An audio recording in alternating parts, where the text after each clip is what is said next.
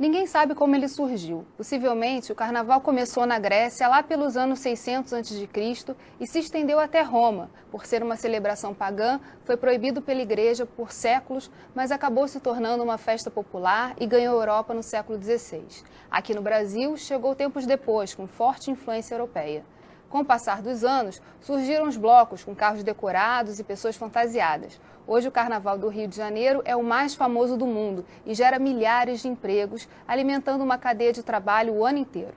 O programa Rio em Foco, que começa agora, aborda o potencial econômico dessa festa para o Estado.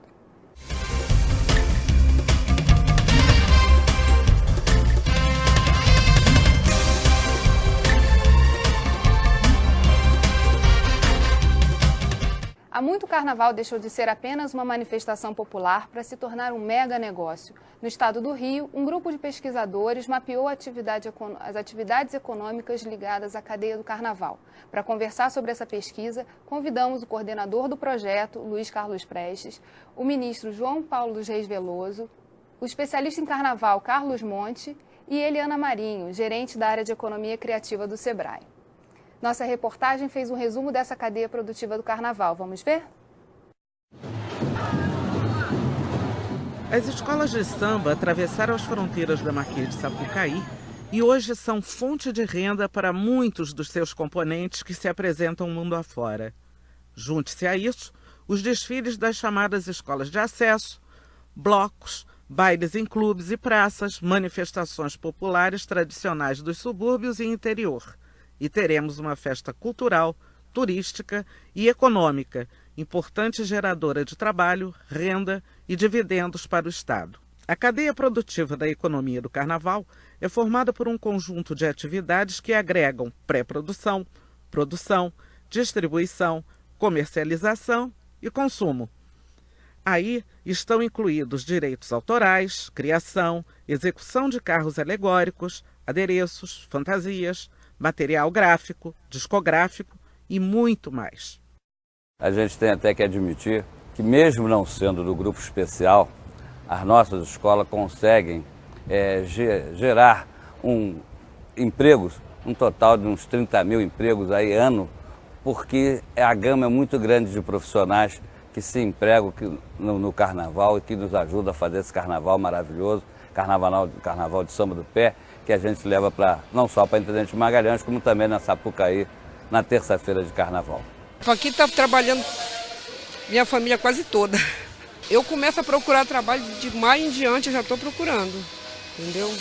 A gente já está procurando, vai até fevereiro, entendeu? Quase o ano todo praticamente. Eu sou técnica de enfermagem, estava desempregada e me chamou, como eu vivo dentro do mundo do samba. Aí eu vim trabalhar com carnaval, estou trabalhando há 2 anos e meio. Mas eu já sou do carnaval há 18 anos. Além do Rio de Janeiro, vários outros municípios integram esta cadeia produtiva, como Piraí, com a confecção de máscaras e fantasias, e Barra Mansa, onde são produzidos bordados para escolas de samba e até para exportação a países da Europa, Estados Unidos e Japão. Nós temos hoje em Barra Mansa cerca de 4 mil bordadeiras e elas estão fazendo um trabalho, cada um individualizado, não são organizadas. O que aconteceu? Em 2006, a Secretaria Estadual de Desenvolvimento Econômico, através do Luiz Carlos Prestes, ele fez um trabalho com as bordadeiras, uma pesquisa. E esse trabalho gerou o que está acontecendo aqui hoje, que são as bordadeiras se juntando, se unindo justamente para estarem tendo um espaço, para estarem tendo voz, e tendo um contato direto com as escolas de samba. Nós conseguimos o apoio do Sebrae, ele está tendo um curso de capacitação com as bordadeiras. Nós temos à frente das bordadeiras, temos a Rose, a Sônia, a Dona Rosa, a Alessandra, a Divina, a Dona Divina e a Jane, que estão à frente. Mas são várias bordadeiras que estão por trás delas. O que nós queremos? Mostrar que Barra Mansa tem um papel importante, não só para dentro do PIB do estado do Rio de Janeiro, mas também junto às escolas de samba do Rio e de São Paulo também, nós queremos divulgar não só o nome do município de Barra Mansa, da importância que ela tem na economia do bordado, e também das bordadeiras, que elas possam ter uma atuação, que elas possam aparecer e ficar aumentar a autoestima delas. Esse bordado que aparece no desfile das escolas de samba pertence ao município de Barra Mansa também. Qual foi o objetivo desse estudo? no Brasil, nós visualizamos, a nossa legislação ainda visualiza muito o Brasil industrial, né? O Brasil, inclusive, na qual é baseada a nossa última reforma tributária, né? De um Brasil que fomentou muito o surgimento de um parque industrial que hoje é pujante, forte no nosso país. Mas nós entendemos que chegou o momento que é importante olhar para o Brasil, né, da indústria de prestação de serviços, né? E essa indústria da área de prestação de serviços, o Carnaval ele tem um destaque especial no Rio de Janeiro. Mas é uma indústria que não é visualizada. E especificamente o Carnaval, você não tem políticas públicas, nem dentro da Federação das Indústrias do Estado do Rio de Janeiro, nem dentro da Federação do Comércio. Nós não conseguimos ter políticas sólidas para essa área do Carnaval. Então nós resolvemos fazer esse estudo para colocar o Carnaval ao lado da fábrica de caminhões da Volkswagen e da Peugeot em Resende, ao lado da ThyssenKrupp, que estamos aí construindo, ao lado da indústria naval, da indústria metalúrgica, mostrar que o Carnaval para o Rio de Janeiro, ele tem uma importância grande, é um fator importante de geração de geração de emprego, mas mais ainda tem a ver com a nossa vocação, né? São Paulo tem lá o Parque Industrial na ABC Paulista, tem a sua presença, é extremamente favorecido com a legislação tributária hoje vigente no Brasil, mas nós precisamos de uma grande reforma tributária por conta de cadeias produtivas como essa da área de serviços do Carnaval, e esta reforma tem que beneficiar esse novo Brasil, esse Brasil que surgiu no novo milênio. O perfil do Estado do Rio de Janeiro é um perfil de serviços, mas a gente está falando aqui da economia criativa, e eu queria perguntar para o ministro, de que maneira o Carnaval está incluído nessa economia criativa, da indústria criativa? O Brasil é criativo e principalmente o que nós vemos com o Carnaval é que o povo é criativo. Mas essa criatividade está subaproveitada. Porque nós não temos boas estruturas institucionais, boas estruturas empresariais, a informalidade em excesso, a pequenas empresas que são informais e que não se modernizaram. De todas as formas, nós percebemos essa falta de utilização adequada da criatividade que o povo brasileiro, principalmente do Rio de Janeiro, demonstra através do Carnaval. Tem um trecho do livro que fala que o Carnaval nasceu como uma manifestação cultural na rua e depois ele começa a se estruturar até chegar à avenida, ao sambódromo. A meu ver, não é propriamente uma manifestação espontânea de alegria apenas. Ela é uma manifestação que envolve um componente de poder, no sentido de que a ocupação da rua, a ocupação do espaço público, pelas entidades que foram criadas sucessivamente, objetivaram de alguma maneira alcançar com esse divertimento um certo nível de apropriação de poder em relação a outras entidades. Isso aconteceu lá no século XIX com as sociedades carnavalescas, que não eram só sociedades carnavalescas, mas tiveram um papel importante na questão da abolição da escravatura e da proclamação da República. Portanto, isso mostra que esses grupos tinham uma posição política importante naquela ocasião e que depois, a partir da formalização dos concursos ou das formas como o Carnaval foi se organizando, foi também privilegiando algumas estruturas de poder. Hoje as escolas de samba, principalmente as escolas de samba primeiro grupo, são entidades de direito privado com uma informalidade muito grande na sua forma de organização e, como disse o ministro, isso certamente provoca uma possibilidade muito boa de aprimoramento e de aumento da capacidade de geração de trabalho, emprego e renda a partir dessas atividades, se vistas enquanto indústria.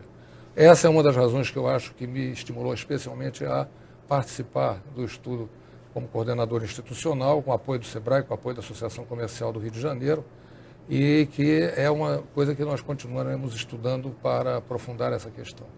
Em resumo, quero dizer que o carnaval se mostra uma atividade extremamente sazonal, porque ela se dirige a um único acontecimento que surge uma vez só por ano, e extremamente informal, porque o emprego e renda geradas no carnaval normalmente não são nas funções habituais de emprego e renda que acontecem em outras indústrias. Como o Sebrae tem trabalhado essa questão, Eliana? Bom, o Sebrae passou a se envolver nessa temática muito em função, digamos, de uma revolução do pensamento que tem acontecido no mundo, né? E aqui nós temos precursores, mesmo sendo no mundo, aqui nessa mesa, precursores dessa nova visão do que seria o desenvolvimento. Hoje se pensa que a cultura e o entretenimento são os novos pilares do desenvolvimento. Ora, ao pensar cultura e entretenimento nesse foco de geração de desenvolvimento, naturalmente que o carnaval, principalmente no Brasil e particularmente no Rio de Janeiro, ele passa a ser visto como um objeto de análise e uma grande possibilidade de alavancagem da questão econômica a partir dessa vertente da cultura e do entretenimento. De uma maneira geral, o Sebrae tem uma missão que é bastante específica, né?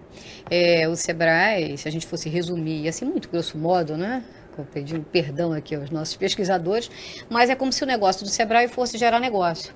Então, para o Sebrae, ao criar e ao organizar uma carteira de gerenciamento de economia criativa, a gente tem uma missão ali que é muito específica e nem sempre muito fácil, que é descobrir o que tem de econômico por trás de toda essa criatividade, por trás de todos esses processos que eles muitas vezes não são muito claros, muito explícitos. Então esse é o interesse particularmente do Sebrae, e o Luiz Carlos nos acompanha e nos ajuda bastante no desenvolvimento desse pensamento, o que a gente pode agregar, né, a partir dos pequenos e dos micro e pequenos empreendimentos que podem ser agregados a isso. Sobre essa questão de como trazer essas pessoas para a formalidade, a gente vai ver mais no próximo bloco.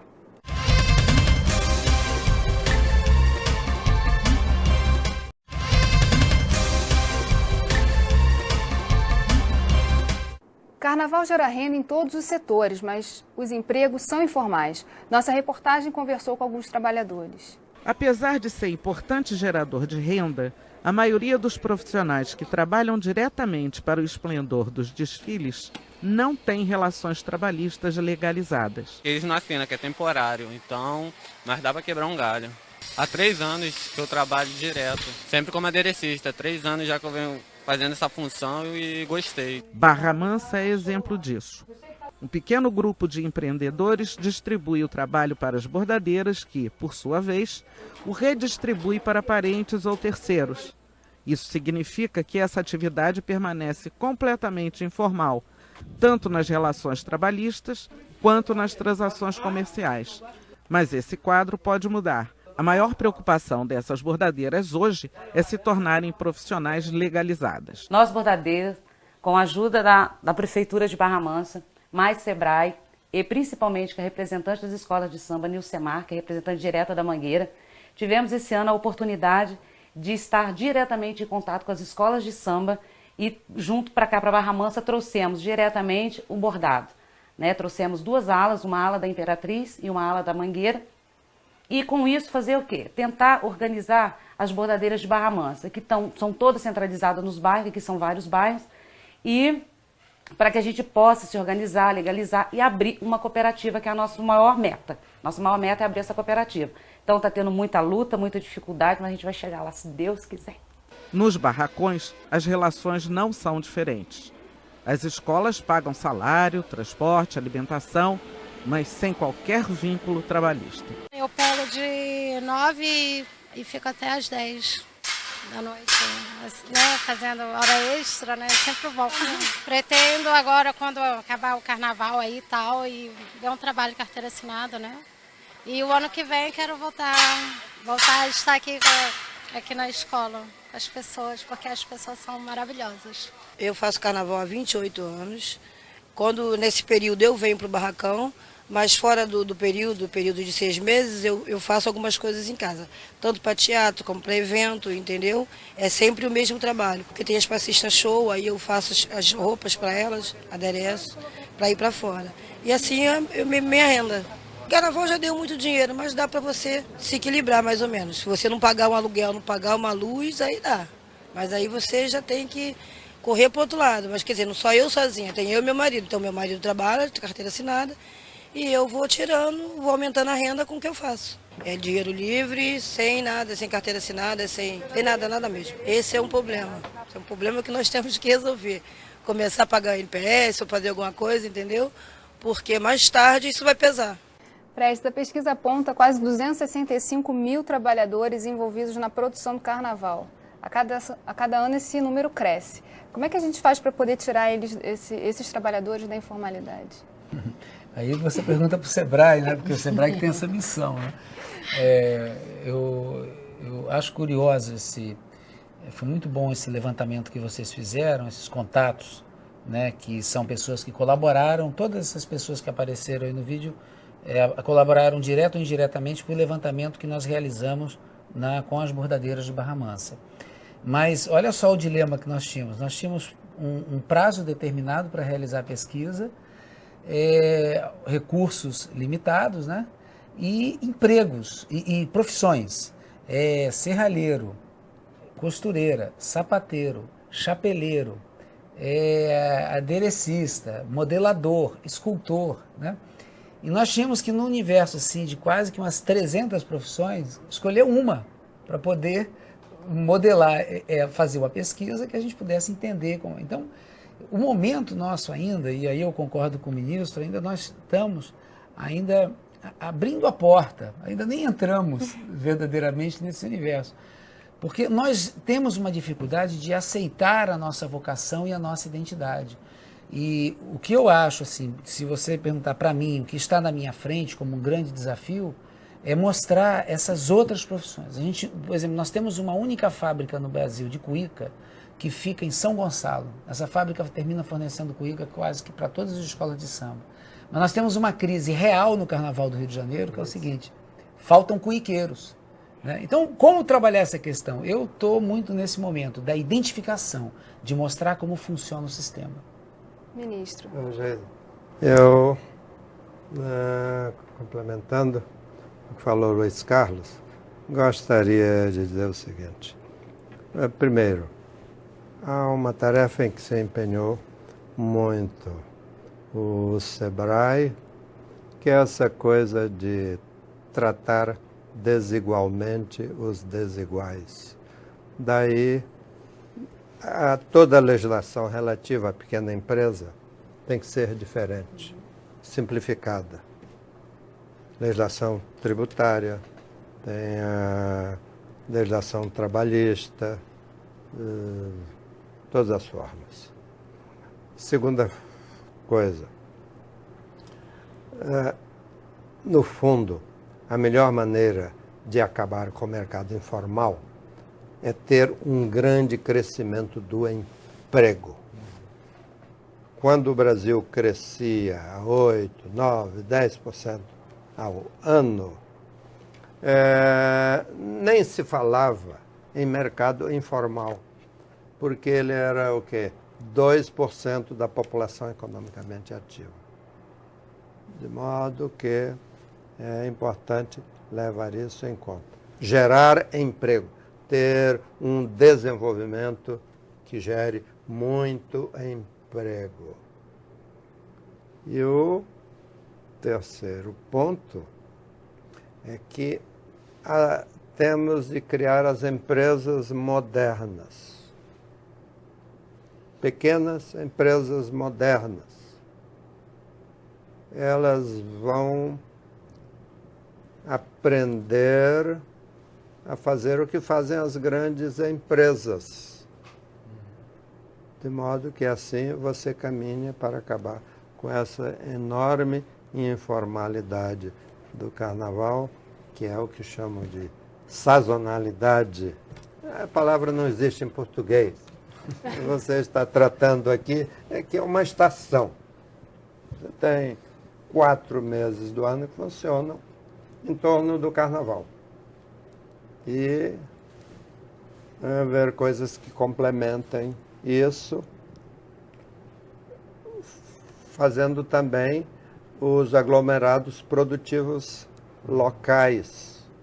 O BNDES tem um programa especial para isso. Você podia fazer aglomerados produtivos locais em todo o estado do Rio de Janeiro. São aglomerados de pequenas empresas. Em torno, você tem um em Friburgo, em torno de de lingerie. E assim. Mas são essas pessoas todas que a gente entrevistou, né? Elas são empreendedoras, trabalham ali naquela sazonalidade, mas às vezes também trabalham o ano inteiro, né? Eu acho que tem um aspecto, né? Quando a gente se debruça um pouco mais, digamos, sobre a pesquisa, e como o Oscar falou, né? A gente estamos todos numa porta de entrada de um universo que ele é muito, muito grande. Mas nós observamos algo bem importante, a questão da sazonalidade, por exemplo. O carnaval, e aí eu ousaria dizer que o carnaval é uma festa contínua, que ele começa exatamente no desmonte, né? No dia seguinte do carnaval. E a partir dali tem todo um processo de desmontagem, depois e aí a cadeia produtiva, né, expressa bastante isso, da definição dos novos temas, e aí começa a fase a fase de pré-produção, da produção, até que culmina no grande evento, no grande espetáculo, na verdade é o final do carnaval. Durante todo esse processo, a sazonalidade ela se dá muito em função do tipo de profissional que é necessário para as diversas fases. O carnaval ela não abriga em si, não consegue abrigar todos esses profissionais. Então você tem picos, né? Nesse momento agora, quando o carnaval se prepara, digamos, para o seu grande evento, né? Para a sua magnitude, são profissionais muito específicos que estão naquele momento. E uma outra questão que nós achamos bastante interessante é que o mundo do emprego é um mundo que ele está cada vez mais distante, né? Não há uma perspectiva de que a carteira assinada ela retorne da maneira como já imperou, digamos, né? Nos países, particularmente no Brasil também. Mas há toda uma possibilidade de absorver essa energia empreendedora e transformar. Então, na verdade, nós precisamos identificar trabalho, não necessariamente emprego. Eu até queria, nesse contexto, saber a opinião do ministro a respeito dessa questão da cada vez menos formal relação de trabalho. Se o senhor acha que essa discussão toda sobre diminuir os impostos e para empregar as pessoas de uma maneira mais formal, se o senhor acha que tem espaço isso e tem que ser feito a curto prazo? Não, isso é muito importante. Mas eu acho que mais importante é você ter crescimento e um tipo de crescimento que realmente leve a uma grande geração de empregos. Eu me lembro bem que em 1979, um professor da Universidade Federal do Rio de Janeiro escreveu um paper dizendo: o Brasil não precisa de política de emprego. Basta ter uma política de crescimento e desenvolvimento, porque o emprego vem atrás. Eu já falei, era 2%, era friccional. De modo que são essas coisas todas que nós temos que fazer. E, por outro lado, criar boas estruturas. Nós temos muita criatividade, mas eu já mencionei, nós temos estruturas muito ruins. Quando se criou o cinema nos Estados Unidos, eram estruturas ruins. Hoje é uma mega indústria. Esse espiroqueta aí desse Cameron fez esse Avatar, já tinha gasto 200 bilhões de dólares para fazer uma porcaria. E agora gastou mais 230 ou 240 para fazer o Avatar. A quem gosta, tudo bem, não vamos atrás disso. Mas por quê? Porque por trás disso há grandes estruturas. Existe toda uma cadeia alimentar. Uma cadeia. Ativos que nós foram não empregados temos nem para políticas, como eu disse aqui no início, nem as federações de indústria, nem do comércio, olham para nossas vocações. Se nós percebermos hoje no cenário do Brasil, por exemplo, é Nova Jerusalém, no interior de Pernambuco. Né? A família que criou a muralha, uma muralha fantástica, são 12 mil pessoas. Foi o Plínio. É o Plínio, que se movimentam ali dentro, e agora eles conseguiram... Com o dinheiro que eu dei. Vamos deixar a modéstia de lado, porque ele me deu uma cantada. Pois é. E agora eu vi o que eles queriam fazer. Nisso, e a gente olha, o Brasil não consegue perceber que Nova Jerusalém precisa, na verdade, de cada vez mais fortalecimento daquela infraestrutura, de melhoria e de entendimento que aquilo é uma grande vocação do nosso país, é um produto que nós sabemos produzir. Assim também em Parintins. Né? E assim como o nosso carnaval, agora o Roberto Medina anunciou que no ano que vem volta o Rock in Rio. Mas o Rock in Rio não aconteceu esses anos todos porque nós não temos estrutura, né? Nós não temos políticas para trabalhar com as nossas vocações. Como que a gente pode passar a ter? Eu queria acrescentar, dizendo que concordo plenamente com o ministro em relação à questão do crescimento, não fosse eu o coordenador de um programa da Federação Nacional dos Engenheiros, que é a minha profissão, chamado Cresce Brasil, mais engenharia, mais desenvolvimento. Os engenheiros da Federação Nacional dos Engenheiros estão extremamente empenhados na ideia de que o crescimento é que vai corrigir as nossas dificuldades mais importantes. Agora, eu quero dizer também que, em relação ao carnaval, eu tenho duas observações. Uma série de formas práticas pelas quais ele se organiza, em função da sua realização uma vez por ano, faz com que ele não assuma, seja mais difícil fazer com que ele seja uma associação permanente. O que eu quero dizer com isso? Tem uma equipe fazendo o carnaval que vai acontecer em fevereiro. Agora, eu pergunto a vocês, se nós tivéssemos uma possibilidade de um orçamento contínuo, de que os engenheiros chegassem na época certa, o que impediria que cada uma dessas escolas tivesse uma, duas ou talvez três equipes pensando os carnavais do ano seguinte e gerando, em função da preparação que vem para frente, uma continuidade maior das atividades? A segunda coisa é, você não poderia ter uma atividade de meio de ano. Eu não estou imaginando 2 carnavais, nem mudar a data do carnaval. Estou imaginando fazer talvez uma grande feira ou uma grande exposição e um evento de carnaval no meio do ano, aproveitando o período de férias no exterior para trazer um público comprador de artigos de carnaval que vem aqui apenas no período de fevereiro, que não é o seu período normal de férias. E você poderia também trazer para reciclar os brasileiros que moram no exterior e que têm várias atividades ligadas ao carnaval, porque há escolas de samba no mundo todo hoje em dia. Então, e a outra coisa é que... Mas tudo isso é frufru, é importante fazer a feira de petróleo, de gás, de metalurgia, de indústria de automóveis.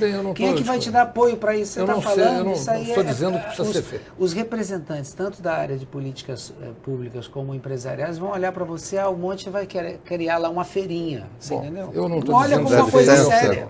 Né? Dá licença, minhas crianças. Todo mundo aqui é jovem em comparação comigo. Nós estamos lançando este ano no Fórum um negócio chamado responsabilidade cultural. Isso é inovação. Que já pegou, já filaram a ideia. Que eu fui a uma reunião no BNDES em que estava o representante da Orquestra Sinfônica Brasileira.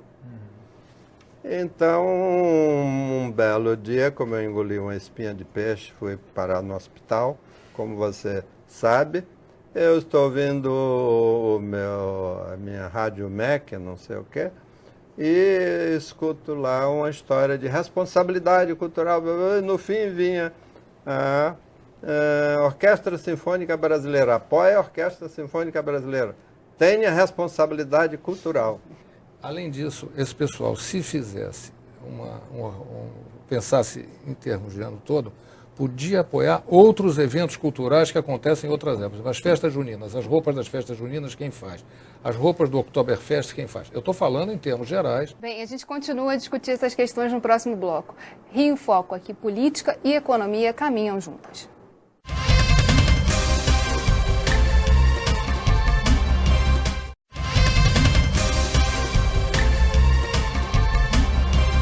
Carnaval não é só trabalho, como o ministro falou no bloco passado, também responsabilidade cultural está incluída nessa questão. Eu queria que o senhor, retomando aquele ponto que colocamos no bloco passado, falasse um pouquinho sobre essa ideia.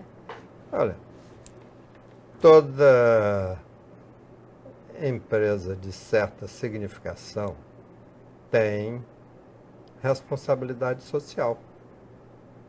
E os jornais vivem com páginas em páginas, sai o balanço de uma empresa, está lá, responsabilidade social, responsabilidade social, responsabilidade social. Então, a nossa ideia é a seguinte: se tem responsabilidade social, ou seja, se a empresa tal ou tal tem escolas, tem outras atividades de caráter social, por que não tem responsabilidade cultural? Então, começou pelas grandes empresas de governo, Banco do Brasil, Caixa Econômica e várias outras, CCBB. Eu trabalhei 5 anos lá naquele prédio do CCBB. E estive lá há 10 dias atrás.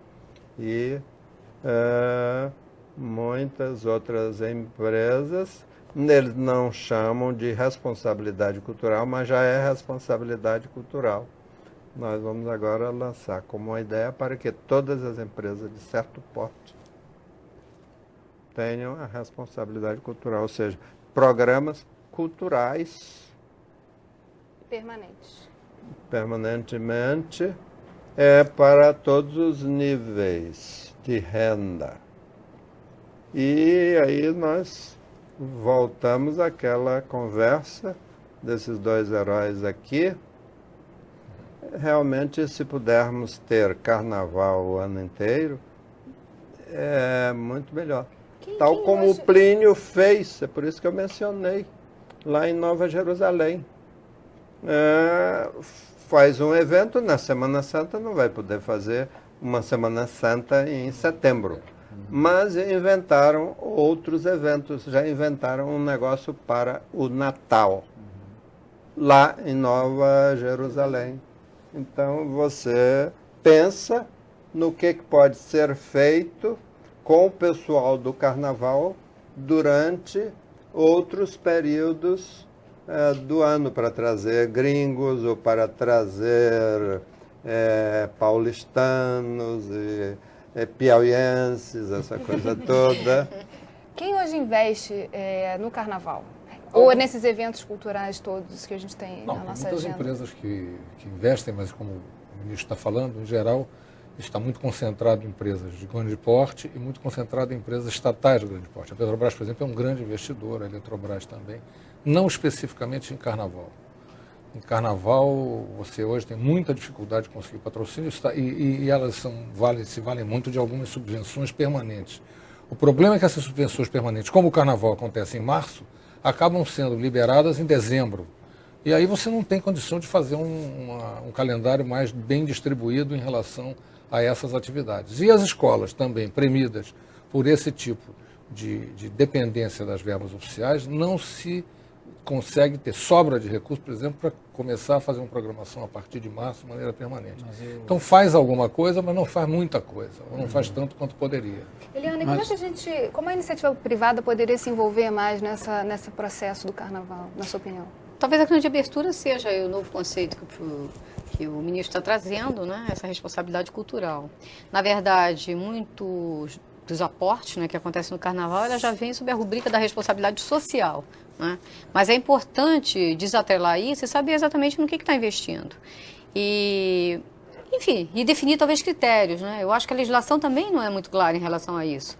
Há essa tentativa das escolas de conseguirem captar através da Lei Rouanet, né, que é o grande mecanismo, mas não é suficiente. Eu acho que precisa realmente de algo que seja mais diretivo e de algo que realmente possa ser mais difundido, trabalhado e utilizado por todos. Só um detalhe que eu acho importante, que ficou um pouquinho para trás, que é a questão de quem é quem no trabalho do Carnaval, né? Hoje, a legislação já abriu uma grande possibilidade, que é o empreendedor individual. Essa legislação não existia até o ano passado. Então, essa sazonalidade, quem é esse trabalhador dessa cadeia produtiva, pode usufruir dessa legislação, que não onera, o seu empregador, e aqui a gente vai chamar o empregador como a escola de samba, né? Não onera o patrocinador em relação a isso, e que pode ser uma grande solução nesse processo. Quando você fala de quem banca o carnaval, quem faz o carnaval, nós não podemos aqui esquecer da importância do poder público. Sem a polícia militar, a polícia civil, a guarda municipal, você não teria condições de segurança. Sem a mobilização total dos hospitais federais, municipais e estaduais, sem a 7 Rio operando junto com o Detran e especialmente sem a Conlurb, o carnaval não aconteceria. E nós não podemos esquecer que as escolas de samba e os blocos e as bandas saem com recursos também, porque elas estão prestando serviços públicos para a prefeitura e para o governo do estado. Elas recebem pagamento pelo serviço que prestam. Então, é importante levar isso em consideração, porque nós estamos falando que é importante ver esse papel central do poder público para que o carnaval de fato aconteça. E por exemplo, tem, pelo que eu sei, Polícia Militar e Polícia Civil, há 40 anos os seus agentes não podem tirar férias nesse período de carnaval, que é uma das épocas mais críticas, né? Então é importante ter esse foco, porque a partir daí nós vamos ver quantas oportunidades existem para a indústria de bebidas, para a indústria de transporte aéreo e rodoviário, para o setor de fabricação de instrumentos musicais, o setor de espetáculos, mas também hotelaria, gastronomia, né? E esses segmentos que se beneficiam do carnaval, eles praticamente não têm nenhum tipo de política real de sustentação e de melhoria das condições do carnaval. Que entrelace também essa articulação precisa ser feita. Exatamente. O que o Monte coloca, eu acho que é exatamente isso, né? Como é que você entrelaça todos os eventos e faz com que haja uma forma dele alimentar toda essa cadeia? Eu diria que se a gente fizer um orçamento de receitas do carnaval, o trade turístico como um todo deve representar mais ou menos 70% das receitas. Quer dizer, você tem um peso muito grande da indústria turística como um todo, incluindo passagens, etc. E elas não têm uma contribuição tão expressiva para o carnaval, né? E a outra coisa que me ocorre dizer também é que há um grande desnivelamento entre o que a gente vê na avenida como escola de samba de primeiro grupo e as outras escolas de samba de grupo de acesso, dos grupos inferiores, onde as contribuições públicas em termos de recurso aportado a essas escolas é muito menor e, no entanto, você tem igualmente, como disse ali no intervalo o Walter Teixeira, uma participação muito grande de mão de obra nessas escolas também. Mas se fosse lucrativo, teria mais também iniciativa privada, né? Talvez não fosse esse o caminho? Não sei. Mas tem muitas atividades do carnaval que são lucrativas. Você vende direitos de imagem para a televisão, você realiza eventos onde as entidades recebem pagamentos, todas as escolas, nenhuma escola sai de graça, são serviços prestados. Mas eu volto para o ponto que o ministro colocou, o seguinte: nós não trabalhamos a nossa vocação, nós não exploramos o que temos. Por exemplo, o carnaval, por exemplo, se vocês analisar a balança comercial brasileira, cultura brasileira não é exportação. Cultura brasileira não está ali, não aparece entre a soja, entre a carne, entre outros minerais, os commodities, a cultura não aparece, o que não é nos Estados Unidos. Né? A realidade para os Estados Unidos, a cultura é um ponto fundamental para a exportação, para a força da balança comercial americana. Nós aqui no Brasil, mesmo não trabalhando, pela nossa pesquisa, nós identificamos que fora das fronteiras brasileiras, você tem 900 eventos de carnaval no mundo que têm características do carnaval carioca.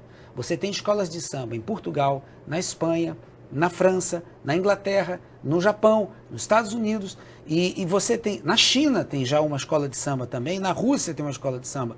E essas escolas de samba, elas querem se qualificar, elas querem saber o que é fazer um carro alegórico, como que se costura uma fantasia, elas querem comprar o bordado de Barra Mansa, mas nós não temos políticas nem empresariais e nem públicas para trabalhar essa área de exportação dos serviços e dos produtos de carnaval.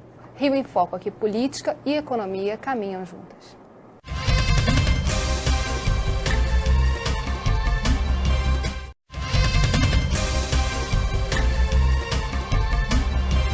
As famosas marchinhas que animam os foliões têm autores e eles recebem direitos autorais. Vamos ver o que diz o ECAD.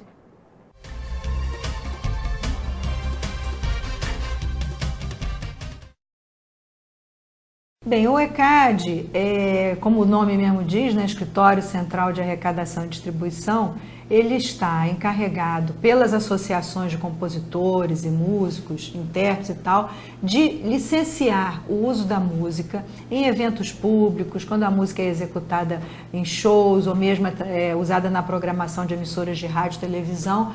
Mas no caso do Carnaval, o ECAD, em nome dos compositores e de suas associações, licencia o uso da música e cobra por isso, faz a arrecadação desses valores e posteriormente a distribuição.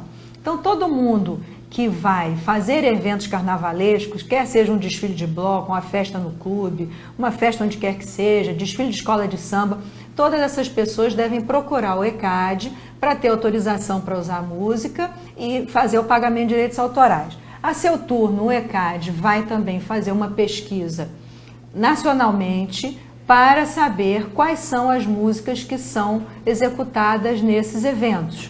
O ECAD tem um equipamento próprio, um equipamento de captação, de gravação. Esse equipamento ele é afixado nos locais onde existem esses eventos e essa pesquisa nacional vai nortear a distribuição dos valores que são arrecadados. As marchinhas de todos esses compositores famosos que estão aí há mais de 30, 40, 50 anos, João Roberto Kelly, Braguinha, Haroldo Lobo, todos eles executados em todos os carnavais. Olha, nós fazemos uma pesquisa, como eu falei, nacionalmente, e essas marchinhas tocam e são sucesso há anos. É lógico que a gente tem sempre um pouco do samba enredo, teve um momento que teve muito axé, agora está tendo menos, as marchinhas estão ressurgindo. E esse movimento que está sendo feito aqui no Rio de Janeiro está sendo muito importante, com concursos, né, para revitalizar as marchinhas, e a gente está vendo que está aumentando muito, quer dizer, faltam agora as novas marchinhas serem mais cantadas e darem continuidade a esse trabalho e essa predominância do uso de marchinhas nas festas de carnaval. Ano passado, em 2009, a nossa arrecadação foi em torno de 15 milhões de reais em todo o Brasil. Bem, além dos direitos autorais, tem também vários outros direitos que estão envolvidos no processo do carnaval. Hoje qualquer grande segmento econômico, né, vai se deparar com questões fundamentais nessa área de propriedade intelectual. E nós falamos muito, quando nós falamos de outros setores econômicos, falamos na área de inovação, né? Não se pode pensar o desenvolvimento econômico se nós não trabalharmos a questão da defesa das patentes e das marcas, né? E na pesquisa que nós realizamos, nenhuma escola de samba do Rio de Janeiro tem sua marca protegida no INPI, né? Nem a Mangueira, nem a Portela, nem a Beija-Flor, nem a Mocidade Independente, nem a Viradouro. E isso é um problema, porque até mesmo algumas escolas que tentaram, de alguma maneira, fazer um registro, né, elas não conseguiram fazer um acompanhamento anual e atualização desses registros. Isso é um empecilho muito grande para o desenvolvimento, né, do setor. A outra questão é que nós temos uma comunidade desfilando, né, tanto na Marquês de Sapucaí, mas temos também hoje gravações e realização de produtos culturais que resultam em livros, em DVDs, em filmes, em produtos que vão ser veiculados pela internet, e onde está nítido ali a exploração do direito de arena e especificamente o direito de imagem da pessoa, né? Se no futebol, né, brasileiro nós temos um trabalho já muito bem feito, nenhum jogador brasileiro vai sair em campo sem assinar um contrato muito bem especificado e detalhado sobre os direitos que ele tem em cada jogo, né? Nós isso não temos para aqueles que estão na passarela do samba fazendo o carnaval. O tema da propriedade intelectual, nós não podemos mais focar somente no ECAD e nos direitos autorais da música. Nós temos que ampliar, né? Nós não podemos mais permitir que ele fique ali refém da discussão só em torno do ECAD.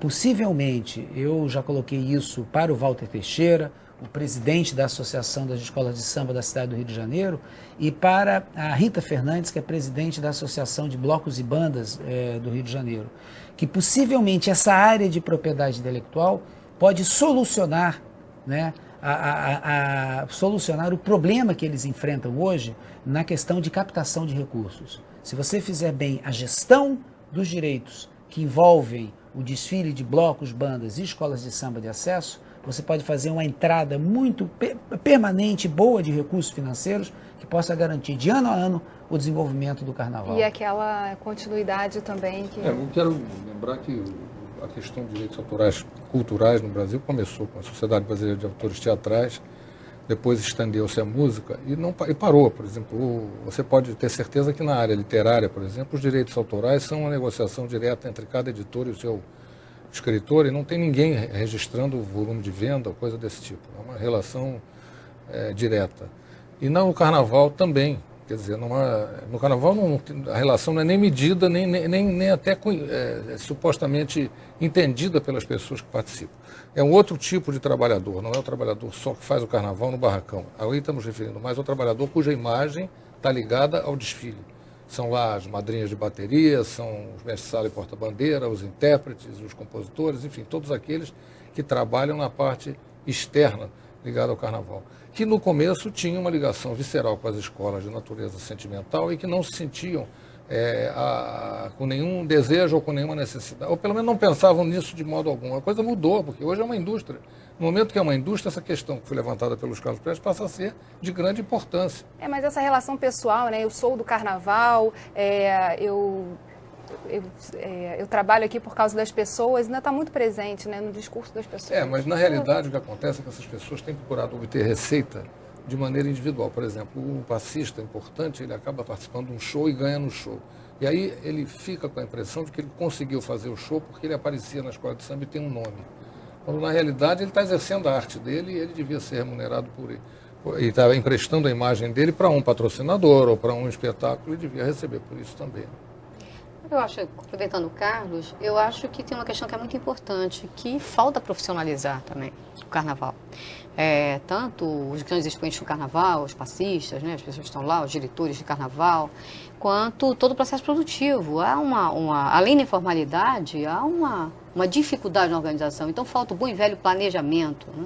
Falta organização de estoque, falta uma série de coisas que são inerentes às questões mais básicas de um sistema de administração, um sistema de gestão de uma cadeia produtiva. Inclusive a questão das compras, né, que não são feitas coletivamente. Você poderia ter uma central de compras ganhando muito com o preço. Nós sabemos que na indústria brasileira nós já temos um problema da dificuldade de gestão de marcas e de registro de marcas e de proteção de marcas. Imagina isso para dentro do carnaval, né? É um problema enorme. Né? Bem, infelizmente estamos chegando no final do programa. O Rio em Foco é o programa do Fórum Permanente de Desenvolvimento Estratégico do Estado. Para acompanhar os nossos debates, acesse nossa página na internet ou as nossas redes sociais. Você também pode assistir esse programa no site www.tvalerj.tv. Obrigada, ministro João Paulo. Obrigada, Luiz Carlos, Eliana, Carlos. Obrigada a você que nos acompanhou. Até a próxima.